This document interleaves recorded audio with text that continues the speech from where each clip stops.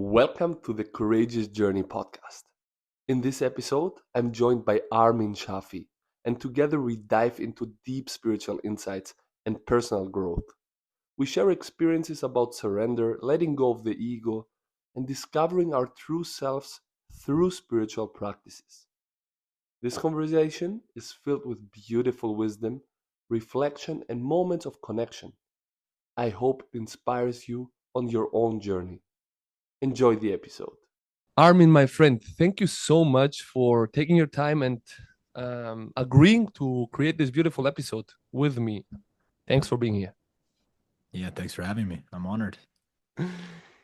It's great to have you for many reasons. I had the pleasure to meet you the other day, and we saw many similarities and many things that connects us. And one of them, of course, is what we're gonna talk about today. It's things like spirituality, truth, healing, our own journey. But most important, what I would like to start with is your story, your real story, like how you are behind everything when the camera is closed and how you ended up being the person you are today from day one, you know? Hmm. The person I am today, hmm, if it's a person at all, somehow in the path of self-realization,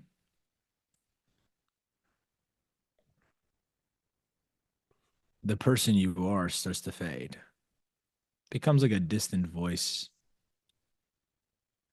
at the end of a mountain that you're somehow tethered to still, eh? It's not like it's ever going to leave. In this life, you accumulated millions of impressions in the years that you lived, and together they create what you would call who you think you are. So I'm not sure the person I am today, because you'll sit down, you'll see some person in front of you, and then a thousand other people have a thousand different Armins in front of them. So it's safe to say I don't think we ever see reality itself. We see what we perceive to be reality. And so only the soul could really know itself. Everything else is up to interpretation and perception. But the story too of how I got to sitting here looking like this, talking like this, right? Yeah. um, the short version is when I was very young, 10 years ago, I had a dream. I promised myself I'll be a millionaire by 25. And I gave myself many years. And I did it. I did what I said. Something I learned as a side note in the journey of achievement is I gave myself so much time and I ended up hitting that goal. I gave myself 7 or 8 years to do. I ended up hitting that goal within the last year and a half of the deadline. So I realized if I had just said I'm going to do it sooner, I would have. Power of the mind. So I did, I achieved everything I wanted.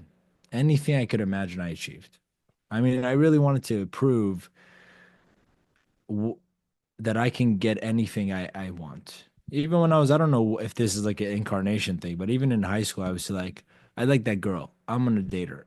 And I would like try to prove it to myself. And almost most of the time I got the girlfriend I wanted.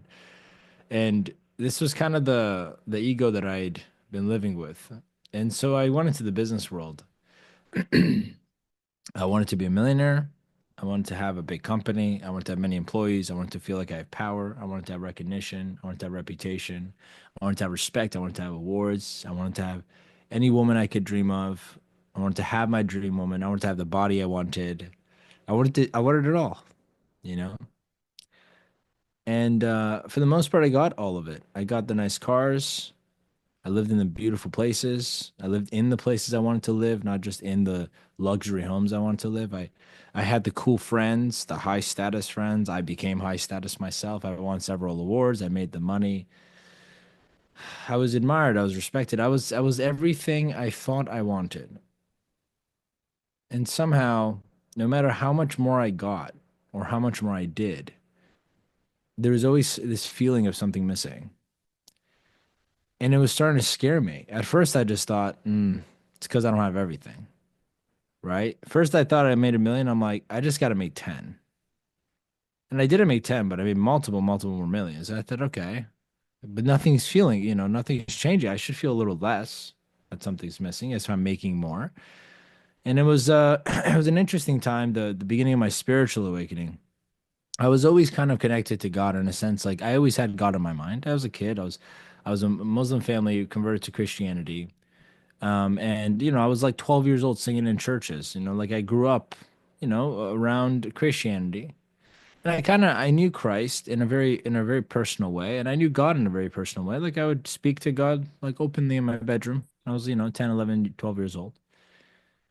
And but until this spiritual awakening, I never really had what I would say a very direct encounter with God where I feel like I can hear him now, not just I'm speaking to him, right? Mhm. And so what happened was it was at the end of my third year in a row, or second or third year in a row, where I made nothing less than $1 million. And 3 years in a row, I made nothing less than $1 million. And at the end of one of these years, I'm living in a $10,000 a month villa, several bedrooms in Mexico. I have a housemaid. I have my second award. I have 24 employees. I'm fit. I have abs for the first time. I did so. I've only had abs, a few times in my life, and I'm like this. Abs for me was like the physical success. I'm like, oh, So you was it. You did it was it, everything. man. A superhero. I had all the cool things. Everyone knew me.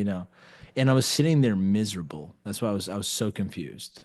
I was so confused. My brain couldn't comprehend it couldn't solve the puzzle. It said, Armin, you got everything. Why do we not feel good? Forget about feeling peace. I didn't even feel happy, and happiness and peace are different. Happy we can get without knowing God. Happiness, in fact, is the greatest pitch of the ego in this world. In fact, this world is designed to tell you that your life is meant to make you happy. And that's why we chase every desire we have because getting what we want makes us happy. Yes. And I used to think wanting what you get gives you peace, but even that isn't peace. It's still wanting what you get gives you some sense of happiness too. It's like contentment. Oh, I'm happy. But peace, you can only have with God. You can't have from this world. Peace doesn't exist in this world, it only exists within. So I'm sitting in this villa. I have everything. I've done everything. I'm doing everything. I even am being everything I want to be. But see, most people, when they say I am being who I want to be, they don't mean being. They mean I'm doing the person I think I am. So even you can do being doingly. You Well, think, wait. This is a little bit confusing. yeah. Say that again, please. See, you think becoming someone is being. Yes. You meditate enough, you start to realize being has nothing to do with doing or having. But most people who are saying, I need to become someone or be someone or I'm being successful, whatever it is, I'm being a leader. What they're meaning is I'm doing the things I think that makes me this being. Yeah, everything externally, of course. So even being becomes a doing, which is still egoic. So I'm sitting there thinking, I am running a company. This is a doing. I am making money. I am winning these things. I am good at what I do. All of these things are doings and havings. And I thought all of that is making me who I'm being, which is being successful, being a leader, being a CEO, being this. And even the being I didn't know. So if I really know how to be, I'd have no issues. That's the thing. So if you don't have peace, you really haven't understand the spirit of being yet. Yeah. So I'm sitting there and I thought I was being everything I want to be. And I realized I don't know who I am. I only think I know who I am. And so there was this day when I woke up and I was getting ready for I was at 5 a.m. I woke up. I was one of those high performance people, 4 or 5 a.m. And I had a meeting at like 9 or 10. And my team really hated those too. And there was about a 4 hour span I had until my meeting. And I sat up and I'm like, I'm going to get some work done. Every day for like years. That's how I lived. It's like I wake up, I get a bunch of things done. And you start to realize there's no end to the list of things you got to do. And instead, I sat down just for a minute, just for like something a little bit nudged me. I just sat down for a minute to maybe like meditate or just like become still. And I just got lost in this meditation. I sat down and I started to feel so much stillness in me. I kind of got locked in. I didn't want to move. There's something like I say sneaked up on me. Like it was a beautiful little whisper. I said, "Oh, just sit down just for a moment before you work." I'm like, "Okay." And I sat and I was there for 3.5 hours. Oh, I didn't move. My butt got numb. My body felt like dead meat because it was just sitting there. It was there's no feeling left in it. And I got down to such a stillness that I felt the tiniest little breath going in and out of my nose.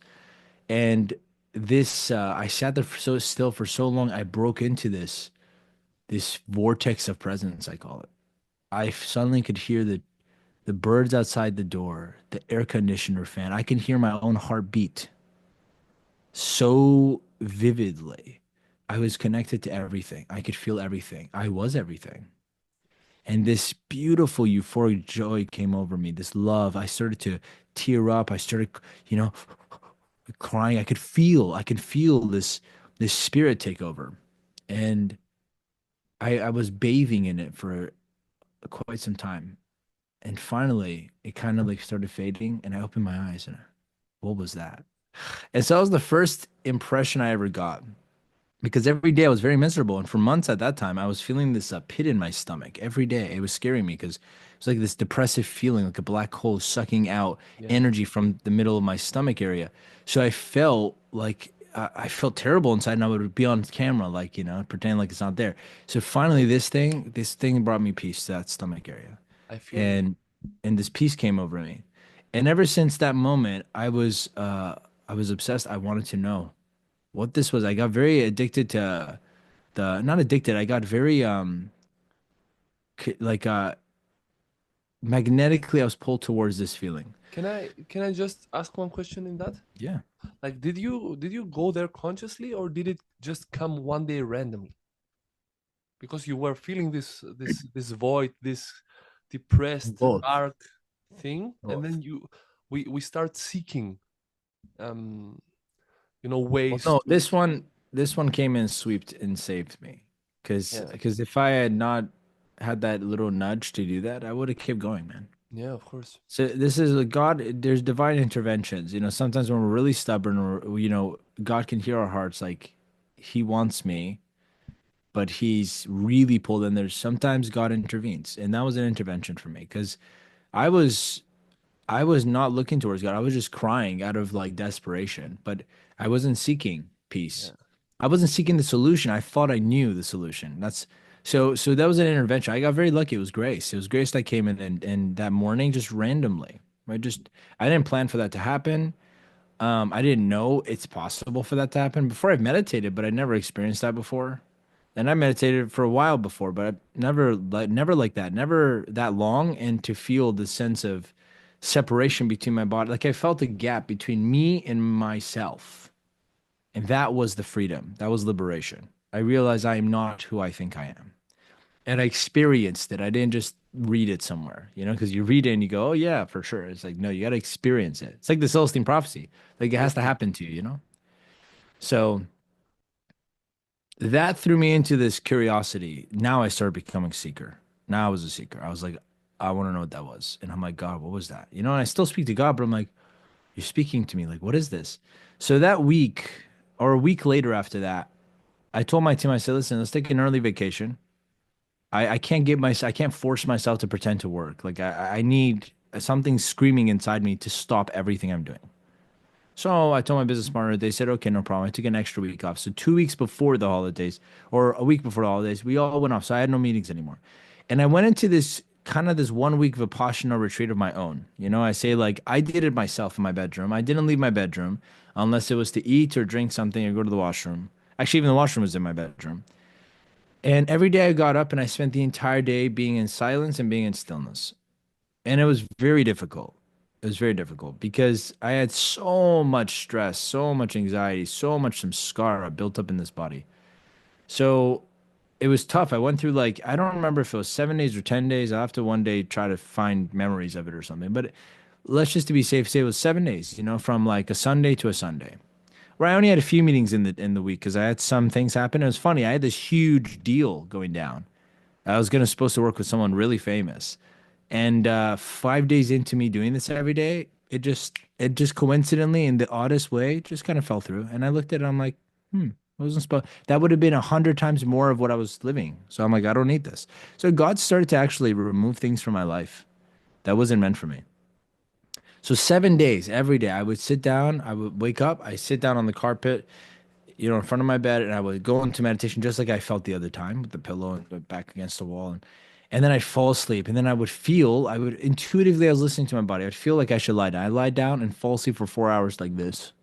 Just I was healing, I was letting my body be. I wasn't doing Yeah. anything. Absence of doing, thinking, feeling nothing, just being. I was just there. And then I'd get up and I'd try to meditate again. And I listened to a little bit of Ram Dass. And then Ram Dass says he met a yogi, and the yogi said, if you want to fall into a deep state of meditation, just tell yourself, I am not this body, I am not this mind, I'm not this thought. And then I hear I'm not this thought. I'm like, what does that be? And it threw me into another one. And I'm like, oh, wow. And I was going to vortex. And I'd wake up. And so it was just going, I was just dancing with God the whole time. And my body, it started to really wake up and heal. So I would feel these senses of stretches come through me. So I'd stretch my body in certain ways. It was just 1 week of like a retreat in my bedroom, all on my own. That paved the way, the foundation for everything that happened after. Because after that, it's just, it's been a never-ending surrender experiment. And I've, I can't begin to tell the story, several stories of all of it. The But that was the beauty beginning. the beauty started then. Yes. Yeah. Spiritual awakening was then when I started to realize I am not who I think I am. That's the ego death, right? Well, ego death happens after. So when you have an awakening, right, then you go into the journey of letting everything you thought before the awakening is you die. So the whole next year was just ego death, like really bad deaths. I mean, Like, this is interesting you said that, because Jesus as a person said that to people, that in order to follow me you need to kill yourself. And obviously he wasn't meaning the physical body, but more of the ego death, and more of the conception you have inside of you, what life is about and how you have to live and who you have to be. You have to yeah, that's what, first find yourself in order to face the truth, right? yeah, that's what baptism is supposed to be, right? It's being baptized. It's being reborn in the from the flesh to the spirit. And, as Jesus famously did a lot, he was speaking metaphorically. Yeah. You know, the biggest complications with religion is they take the metaphors literally and the literal things metaphorically.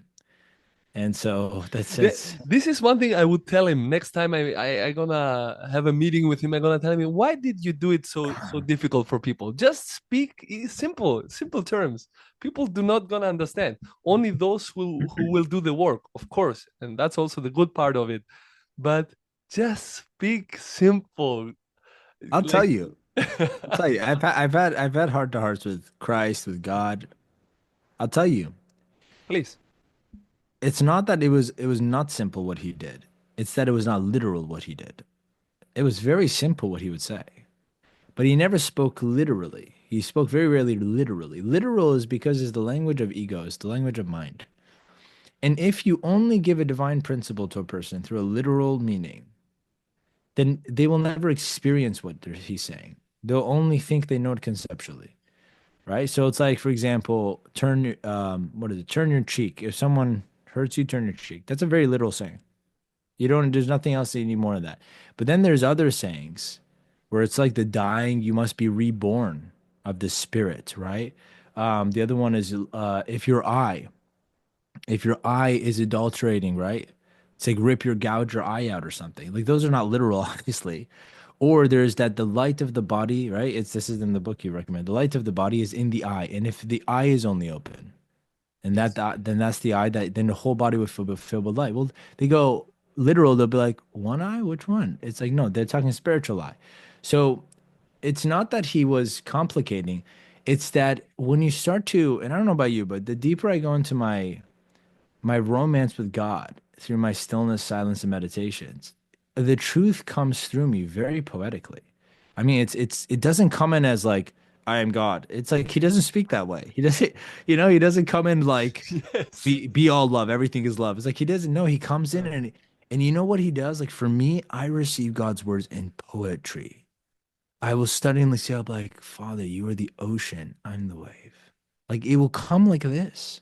So Christ was just in it, he was. walking in the spirit. And I think the spirit and the truth, I think it has a beautiful poetic nature. I think that's how it itself expresses. I don't think it comes through like a one plus one equals two. I just don't think, Yes, you you know? just surf the wave. You go. Yeah. Like it takes you. You don't need too much to do. And thank you for sharing so much. I actually could just sit down and listen to you because you speak so beautifully. And I've not only this is the thing. Thank you for all these things you just said, but I've not only seen a bunch of your videos. I think I'm your biggest fan for today, but I also had the pleasure of meeting you the other day. And I can say with a lot of conviction that you are someone who has done an immense amount of inner work. And what I coach and show people, the inner work. And this is exactly the example. You are the living example of doing the inner work and how difficult it was. Because it's not only that it is difficult, but you have to allow it as well. Because many things in life are difficult. But in order to pass that door, you need to be so willingly and ready to accept truths and reprogram things that have been there for a lifetime for you, and see all these things. It's like a bag full of stones. And Yeah. I really appreciate every single individual who does this work. It's not easy, but it's so worth it. And that's the reason I get goosebumps right now. That's the reason you are someone that is authorized to teach people and to show people your experiences and to take them with you. You do the work other spiritual leaders have done as well. And everybody is authorized the moment he agrees to do the inner work. And then you can speak out loud your truth because you are not worried anymore, and you speak from a place of love, from a place of truth. And it's a funny parable I do because people like spiritual leaders, like let's say Jesus or Buddha or just name it, would have a very hard time nowadays in this modern society because everybody needs a certification for everything, and they obviously didn't have handwritten certification. You know what I mean? Mm-hmm. Yeah. Authority is an interesting one. I had a lot of issues with my self-worth and a lot of doubt when I first started to speak up. And I met with a very beautiful spiritual man. He had a clairvoyant ability. He could speak to spirit. And he said, you need a little more time because you still don't feel worthy to speak. Like, who am I to say God? And I look back now, and that was a good amount of time ago, and I see what he meant. I've only, through time, let go of the fear of being what I am. And I've only realized there is no permission needed to love God. And loving God is the only prerequisite to speaking about him. And so it becomes a very interesting conversation. Because I've also met people and I've seen them and I'm like, you're really beginning in the journey and you got it wrong in the sense that quite literally what you think is truth right now, I can see you still need to develop because I'm maybe further down the road, just more time spent in it. But I'm like, but does that mean you shouldn't speak of it? Or does that mean that's exactly all you should speak of then? Because there's people that can only understand what you're saying. And if I say something, they'll be over their head. And suddenly I kind of had this compassion. Again, I don't know. I'm not saying there is I figured out who should have authority or not. But I left myself open since I started this, and I realized maybe, and this is just a theory, maybe everyone's only going to teach or share what they can at that time, and that's divine intervention. Like that matters. Like I met like one girl joined my surrender school, and you could tell she just still has a deep attachment to her ego, but it's all spiritual now. So the spiritual ego's phase. And she comes in and she goes, I signed up for your school. And then she canceled like the first month. I'm like, hey, what happened? And she goes, I signed up. I really want to learn more about surrender and like peace and God and, and to really help me in my life. I'm on my spiritual journey. I'm like, that's awesome. She's saying all the words that I'm like, yeah, so why don't you hear? And she goes, but I wasn't expecting you to challenge all my thinking. And first of all, I never challenged her. She's just saying like what I'm talking about.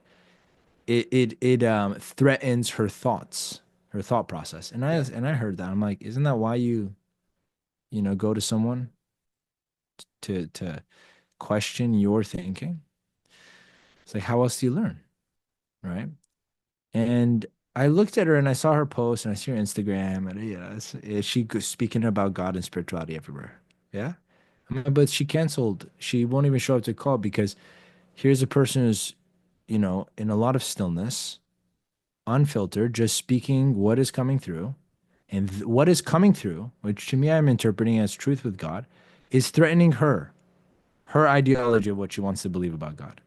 And I go, well, part of me goes, well, you shouldn't be talking, right? Part of me goes, you shouldn't be talking. Why are you talking? You're still afraid yourself of truth. You're Yeah. still afraid. There's ego still in there. And then the other part of me goes, well, is it such a bad thing that she's in the business world, speaking about spirituality, and at least making an impression on those people's minds that wouldn't even consider God, just to open up to the word spirituality in their life? And maybe she is only a stepping stone for them to start hearing about it until one day they find a teacher. Because obviously she's not going to be their teacher. And maybe even if she is, maybe it's just a step ahead you could see.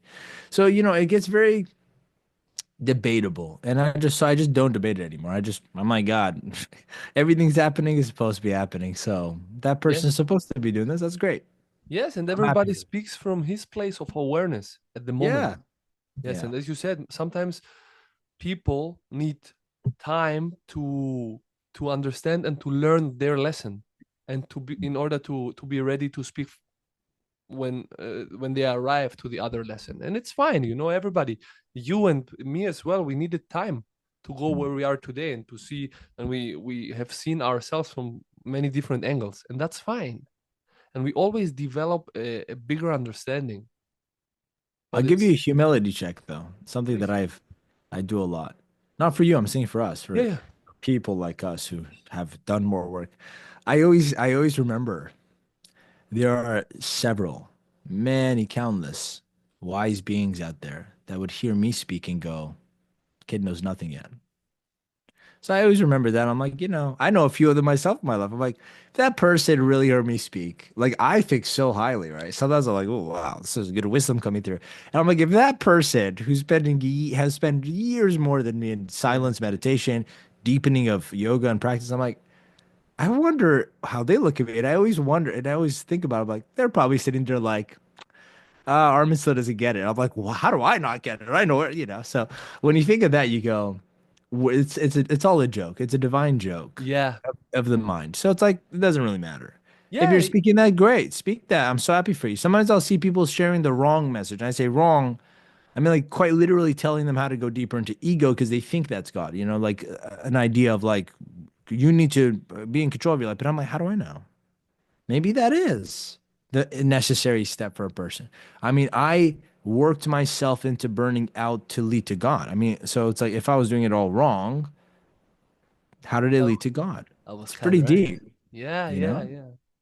Yeah, and I mean, this is great because meditation, you talk a lot about meditation, but what's actually meditation? Years ago, I tried to explain people that if you have troubles or difficulties to meditate, because many people think that meditation is sitting on a rock and closing the eyes for 10 days. It can be, but it don't have to be. And you can meditate while reading, while having a conversation, or while just listening to music, or while being in nature. It's good if you have developed a practice that you can sit still. That's wonderful. But it doesn't have to be that way.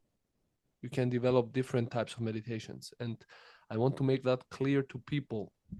And as you said, for you in the beginning it was very difficult because your mind was so loud from all the businesses you had and the things Yeah. you had to accomplish. And of course it was difficult, and many people stop in the beginning, because when it doesn't work in 2 minutes, of course it probably never works, but it's not like that.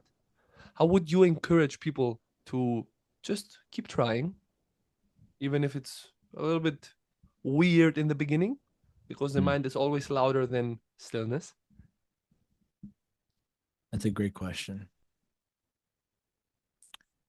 Hmm. I'll tell you how I started and how I was able to meditate everywhere all the time, no matter what I was doing. And when I say meditate, I mean be in a meditative awareness. So meditation and presence happen together, but they're not the same thing. Presence is what we're speaking of, which is to be here now. But if you're here now, it does not mean you're meditating. So I used to think, see, back then I was very clear. Oh, yeah, I know. Now I learn from masters and I'm learning. I'm like, oh, I got that one wrong. See, being here now, being in the present moment, you can easily do this by just taking one of your five senses and getting lost in it. You just sit here and all you do is listen to what you're hearing.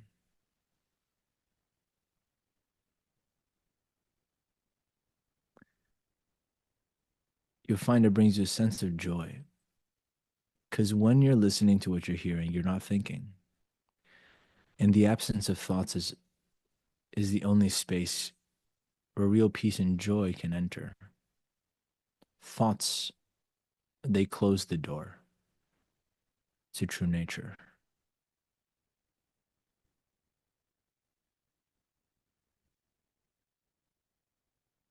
Or you can sit and you can look at something.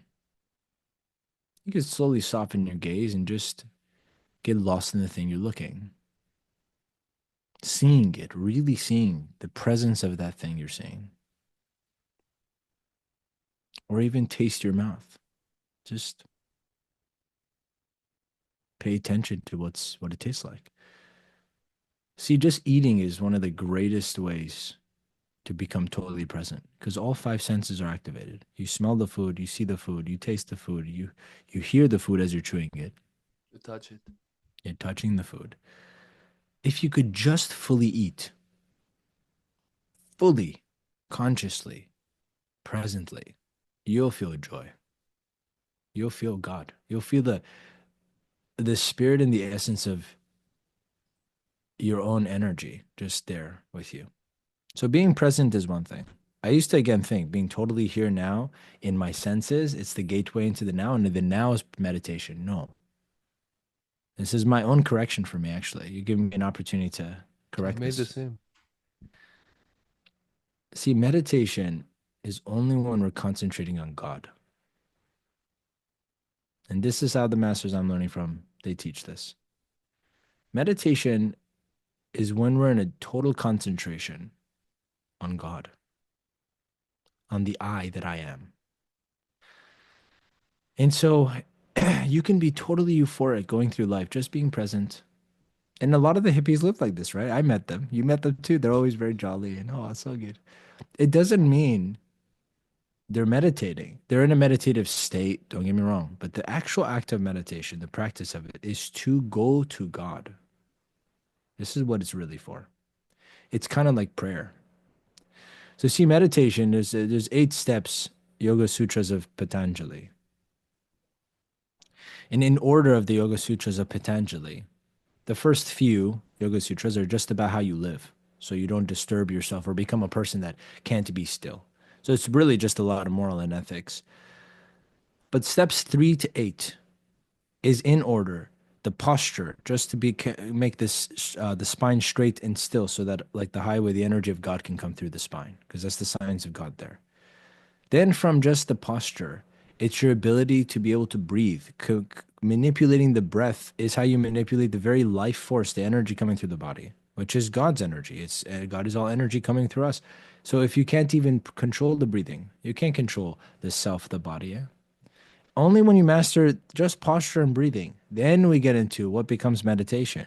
First, you have to withdraw all of the awareness, the mind from the senses. So I used to think going into the senses and is meditation. No, it's going into the now. And the now is where you can be absent of all the chatter in the mind, where you can feel the presence of God for sure. But to meet God, quite literally, your soul meets God again. You have to withdraw this mind from the senses. This is what I practice now. It's very difficult. This is much difficult. I can sit here and listen to everything and be here blissed out. But to meet God, to enter what we call samadhi, the oneness of God, dissolvement of self. The masters who, Christ could do this, was living in oneness with God 24/7, the samadhi state. Well, to do this, first, mind has to be withdrawn, unplugged from all senses, meaning you don't even hear, smell, nothing. It's just total emptiness, void. In that void, then you go to the next step in the Patanjali, which is now you concentrated on God. So now imagine we're drawing the mind from all senses and all sense impressions, all thoughts, all everything.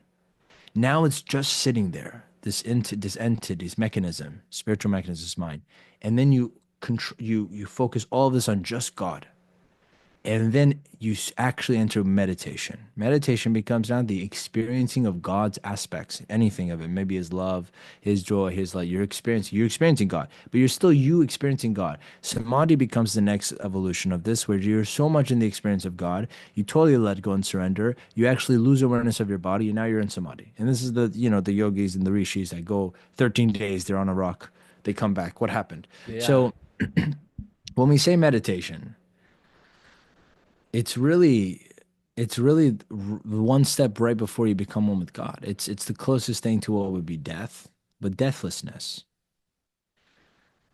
How we're being in a meditative state or living in a meditative state. This is being in the present moment. Because you are the closest thing to what meditation is. It's the absence of thinking, future, past. It's just being here now. And that's half of it. Being just here now, empty. Totally clear vessel. When you could do that, then if you constantly, if every moment of your life you're totally present. And with that total presence, all you focus on is God. Now you're living in meditation. If you're just in the present moment and you're not thinking about God, and I say thinking as in the consciousness of God is not with you. Like even I'm drinking this coffee, I'm thinking God is in this coffee. Like this is what I'm talking about. I'm like everything is God. Then I'm just being present. I'm not in meditation yet, or else I'd be walking with God. Yeah. Well, you said a lot of difficult terms that many people probably would have a lot of questions, and myself as well for many things. But one of the strongest and extremely powerful things in this universe, in this life, is surrender. Mm, It requires a lot of practice, and ultimately, it's like allowing everything to happen. Actually, you let everything happen. mm, Actually, you do something without doing something. It's a little bit weird of explaining, but the actual practice of surrendering requires a lot. And because the human mind is so programmed that how can you surrender if you need to have the control of things and you need to do things and you need to create things? And when you understand the actual power of surrendering, that through surrendering, everything flows through you mm, and you're the vessel and you are ready to go for everything, to win every war. That's the moment well, you are really in oneness with this universe. You understand that you are the whole thing. And I think only through surrender, which is a very high state of practice and of being, um, you can you can allow the divine to fully express itself. mm, mm. Beautifully put. I was driving home with my mom in the car the other day, and she's having some issues with her family. And she said this to me. She said, it's so hard to let go. Let go what they said about me. Let go how I'm feeling. It's the hardest thing in life, she said. And I told her I'm in the middle of a 3 day fast right now. I told her, "Man, it's like I'm feeling the difficulty of my mind kicking and screaming because I'm not eating, you know." I said, fasting is hard, but it's really good for you. She goes, life is hard. She took it to the next level. I said, what do you mean? She goes, it's so hard to let go, to live your life detached. So many things are bothering you. Everything. I'm like, and I said that I had this moment of enlightenment. I said, Mom, it's the easiest thing you could ever do. Surrendering is the easiest thing you can do in life because everything else is harder. It's harder to hold on, To fight. it's harder to resist, fight. It's harder to keep thinking of everything they said. It's harder to feel depressed, disconnected. It's harder to suffer. The easiest thing you could ever do is let God take over. The moment you say that, it's already it's so peaceful, so Yes, isn't it? harmony. It's the easiest. Yeah, I'm just sitting here like I'm like, but see, Mom, this world has deceived us. Greatest lie is that the hardest thing to do is to realize I'm not in control. Because letting go itself is a complete illusion. If I put two people next to each other and I told you one's letting go, one's not, could you identify? No, there's no difference. You can't tell if one's letting go and one's not. It's an internal thing. It has nothing to do with anything. It's not even a real concept, letting go. The idea of letting go is completely made up. What does letting go mean? Just realizing I'm never in control, anyways. That's what letting go really means. It's accepting truth. I'm not in control, anyways. It's not happening right now. What am I letting go? Right? If the other person is sick, it's a mental sickness to believe your thoughts. That's a complete delusion you're living. That's letting go is coming out of delusion. It's not a real thing versus a real thing. It's a not real thing versus a real thing. You're Yeah, talking about delusion versus complete awareness. I said, Mom, life is the easiest thing. Mind is what makes it hard. Life itself is perfect right now happening. it is. Yeah. And the easiest thing you could do is just let it happen, let it be. And that's it, I you know? mean, you know, I understand. I understand. And I understand also the people who have trouble to find their way back to themselves because it's just a rabbit hole and you go always deeper and deeper and deeper since you're completely lost. But just to understand, once you fix the root, the tree will flourish. And the Mm, most people, what they do, they try to clean the branches of the tree, but that's not it, because it will never be clean if you don't go to the root to understand why this happened to you. And as you just said, surrendering, letting life be as it is the most easy thing. But understand that. How do you do mm, that? Because you have been there and you mm. didn't know, I know. and now you are there and you know. Yeah. And ultimately, you know that you don't know. And that's so interesting in life because we always come to Yeah. these epiphanies, we always come to this awareness, and then we say, fuck, I actually don't know anything. Yeah. And it's so liberating, it's so beautiful because you don't have to. You Mm, are here, do the experience, share love, share your experiences, give, be of service. Be of service to yourself first. Because if you're not of service for yourself, how will you be of service for others? If you're empty, how will you give? That's mm, why do the work, do the internal work, and then go out and let others do the work as well. mm. Even Christ said, man makes it more difficult for themselves. by leaning on their own understanding. One of the greatest traps the mind will keep you in is your need to know. You need to know the answer. You need to understand why.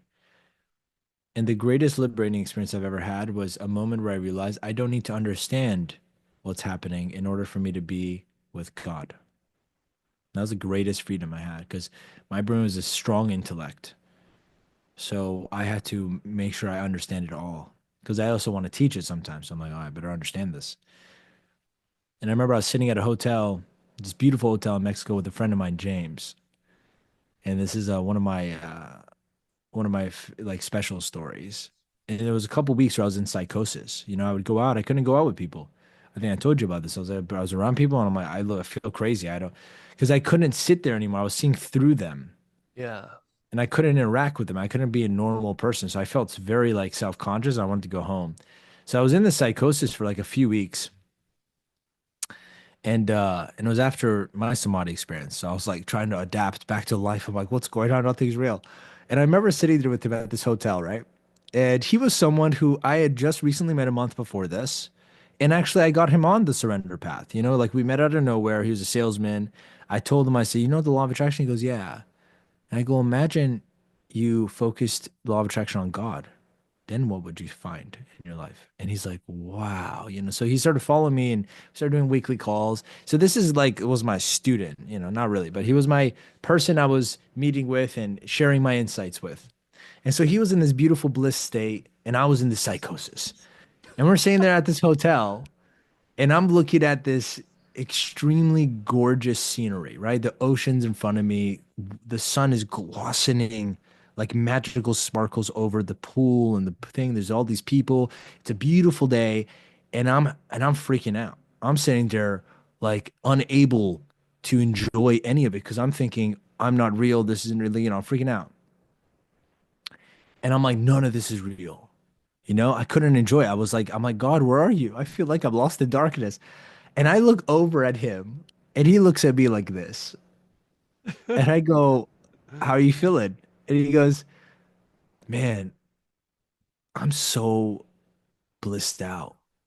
And then he says this, he goes, I'm like looking at everything and none of this is real. He goes, none of this is real. And that brings me so much joy. Like, what an opposite experience he's having. And I looked at him, I said, what do you mean? He goes, well, because none of it's real, I can just be. I don't have to do anything about it. Yeah. So I'm so grateful, dude. And I'm looking at him and his smile and his beingness and his presence and his love, it just kind of pierced through my psychosis. And I had this moment, I'm like, how is this possible? We're both sitting here. We're both thinking none of this is real, but I'm suffering and Yes. he's blissed out. I'm like, wow. And then I looked into the distance, into the pool, and I'm like gazing and I'm trying to, and he's like, what's going on with you? He's like, where are you? He's like, you know, it's a couple, I've been seeing you a couple of times. Where are you? I'm like, I don't know. I'm everywhere, man. He goes, yeah, like I can tell you're not here. I'm like, yeah, I'm like thinking. I'm like, before it was easier. If I just went into my senses, I'd be here and not think. But now I can be here, but also think. It's like a different dimension. I don't know how to like be still. And he's like, yeah, sounds like you're thinking a lot. You're overthinking it. And I'm just looking at the pool and I'm like, how is he blissed? And as I'm sitting there and I'm talking to him, it just gently comes in the revelation. I said, I'm trying to understand why I'm feeling all this, but I don't need to. To let it go, I don't have to understand psychosis. Yeah. I don't need to understand how it works. I could just not need to know. And I was like, what? And then suddenly, the whole scene opened up to me. I'm looking at the sun, the ocean, the people. I go into this deep presence and I'm looking at the people. I'm like, they're me. I'm them. Like, it's the same concept, but I was like experiencing God now. I'm like, wow. Because the mind was out of the way. And then I look over Yeah. at him. He looks at me and we're both looking at each other like this. He goes, are you here? I'm like, wow, I'm here. I love it. And we just started for like a few hours. We're sitting there in silence, laughing and looking at each other. And at one point, he looks at me. He goes, "It was like an hour into just being there, like literally just high off Yeah, God." And he looks at me and goes, "Every time I come to say what I'm thinking to you, I realize every thought is energy that I have to exert. And if I don't speak it, I add it back to the presence and I amplify my experience of now." And then he goes, and I also realized I don't need to tell you, you're experiencing it. I'm like, I am experiencing it, yeah. I So love it. we were just communicating through Yeah, energy and presence. And we were sitting there. So I'm like, if anyone saw us right now, it looks like we're on mushrooms. Like we were just sitting there like, wow. And the revelation came, the freedom, the door out of my own psychosis was, I don't need to understand. My yeah. need to control what's going on. Why is this happening? What? It's like God's like, just be here. Wow. And you know what's Armin, crazy? I'm please sorry. continue. Want to. This is Go this ahead. is this is beautiful ending to this. What's crazy and the most ironic part is, as I was bathing in this silence in me, from letting go of needing to understand, God started teaching me everything I wasn't understanding. Through the silence and the presence, I was learning again. And when I say learning, there's two ways to learn. You can learn like this or learn like this, right? And I was learning like this again. Yeah, And I was sitting there, I'm like, at, God's given me access again to the infinite storehouse of intelligence just by being here. And suddenly I was seeing through dimensions, seeing through people, seeing through myself. It was all clear again. And so this girl messaged me on Instagram the other day. She's like, "What do you think about this?" So she sent me a picture of like 24 levels of consciousness. And I'm like, "You should burn that picture because no one needs to know 24 levels of consciousness to be with God." I'm like, "Just go sit in stillness and you will know everything. You experience will it. know Yeah. everything." Yeah, dude. That was Yeah, funny. it's wow. Well, I can only say thank you, thank you, thank you 1,000 times. But it's so interesting what you just said about the mind, and in general, the mind is such a powerful instrument we have, Mm, and it depends on how we use it. As everything, the mm, knife, you can cut bread or you can kill someone. Money, you can help create something or you can put it in your fadas. It's about it's up to us. But the mind, I was I was thinking, oh my goodness. So It's God calling. the mind, um, if you like what I say to my people is this: if you would be actually conscious and aware of what you are thinking and that you are casting spells with every thought and everything you say, you would be so aware of how you use it, because Mm, everything we think, everything we think about ourselves, everything we think about this world, it will mirror us back to us. mm, And as more we are conscious about this power we have in us, as more conscious we're gonna use it, and as more careful we're gonna use it, mm, because it's something beautiful we have. Many people come to me and tell me, how can I stop my mind? And I'm telling them, first of all, understand that you're not your mind, and the mind's job is to do exactly this, to think. So if you mm, understand that you're not your mind, then let it think. Just control yourself. Understand that you are not the mind, you are awareness behind that. And if you understand how to look at it, you're going to have a completely different experience than fighting against something that is ultimately it what it wants to do. Just think. mm, You can be on there. Another guest on my podcast said the other day that think of the ego like being on the driver's seat and you on the passenger seat. Just switch sides. Let the ego be on the passenger seat, and you can sit on the driver's seat. And I think it's really beautiful how she said that. Yeah, it's beautiful. It's a good way to look at it. I love it. Yeah, yeah. And the way of surrender, I wanted to go back to that because I experienced surrender. The first time I experienced that was when I faced depression, because I left everything. I gave all my control away, the control I thought I have over my life and over the things I'm doing, and suddenly it was there. It Mm, was there without me doing anything, and it was liberation, and it was freedom, and it was the just the flow, I would say, I would call it. And it's that moment where I understood that there's so many bigger things that I am doing here, and I don't need to be always the first man in in in front of everything, and I don't have to choose everything all the time. Hmm. Yeah. Beautiful. And you can do that great with a lot of love, and yeah, the work we you just mentioned so beautifully. Hmm. It's so good to be here right now. Yeah, I mean, I think we could talk about hours for those things, and Yeah. explain things, but one Mm. last thing I want to give to the people who are listening right now is that I already forgot. I already forgot. I want to say, What a blessing. yeah, I had so many thoughts. I actually wanted to say that I pray everyone forgets what they're about to say, what they're about to think. That's great. That's an awakening right there. I had that here, and it left my tongue. It was so beautiful. That's good. That's beautiful. No, it's okay. It's fine. I think it's enough for this episode, and I'm very grateful Mm. that you found the time and you created Yeah. this, and you shared this beautiful experiences Yeah. and this profound yeah, wisdom and truth about God and spirit and Jesus, and just not feeling weird of talking about these things. And as you said, like, Yeah. wh- why I am not um authorized to talk about these things. I've reached a point where I was at first, again, I was hesitant to say God. I would even say universe or, spirit or something. I'd find a cover up. And someone gracefully challenged me on it. Why don't you say God? They're a Christian. They're like, why don't you say God? Because we can learn from Christians. We can learn from Christians how to be bold, courageous, and speak up. I mean, they will tattoo Jesus' name on their forehead.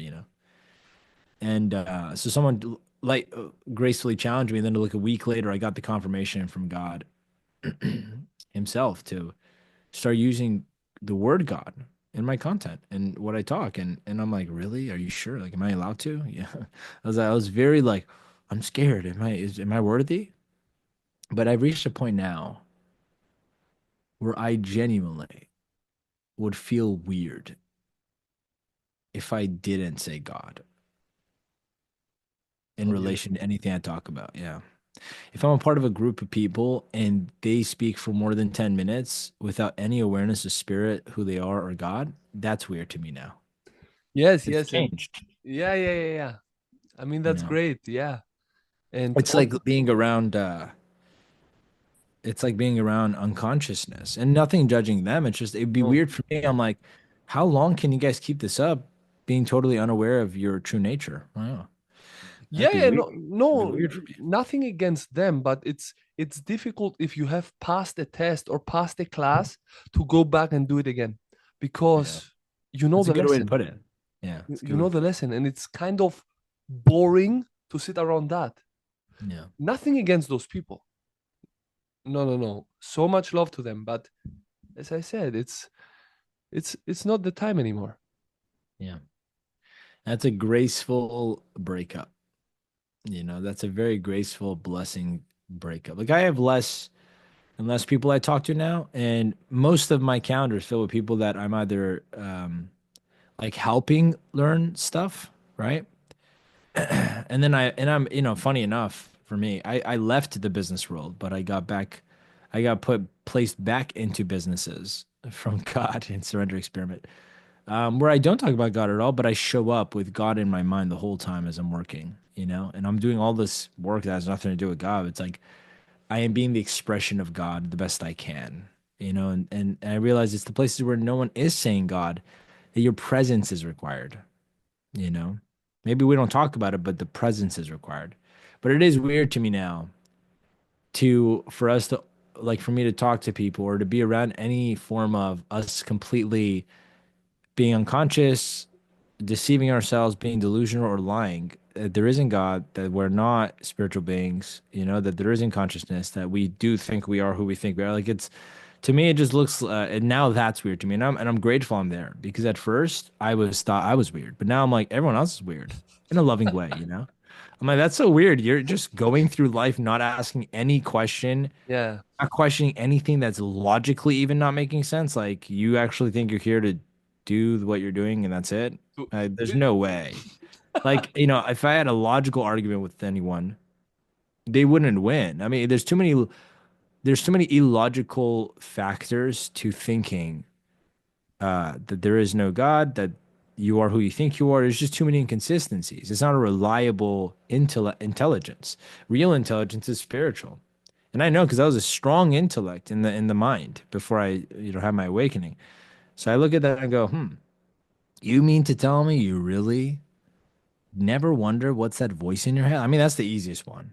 It's like you hear that voice in your head too, right? And they go, yeah, that's me. And I go, really? Like right now, here's a quick test. Here's a quick test for the audience to just prove you're not your mind. This is the easiest, fastest way I found to do it. Okay. I did it at a dinner table at events. I do it everywhere. People always freak out. Like they go, holy shit. Like it's an instantaneous awareness. You ready? Just for a moment, pretend you're going to fast for the next 7 days. Just to pretend you're not going to do it, but just I want you to decide mentally, I'm fasting for the next 7 days. And tell me what you feel right away and what thoughts come up. Here's the most common answers I get. They start thinking about food. Their stomach growls. They get hungry. Some people feel fear. How am I going to do this? And you weren't hungry a minute ago. Right now, you're like, I got to eat. Right? Okay. So now here's my big question. You just pretended to decide you're going to fast. So who in the F is the one inside freaking out right now? Because I if love you're it. the one, pretend it. If you're the one who decided this and you know you're not going to do it, someone in there slipped up.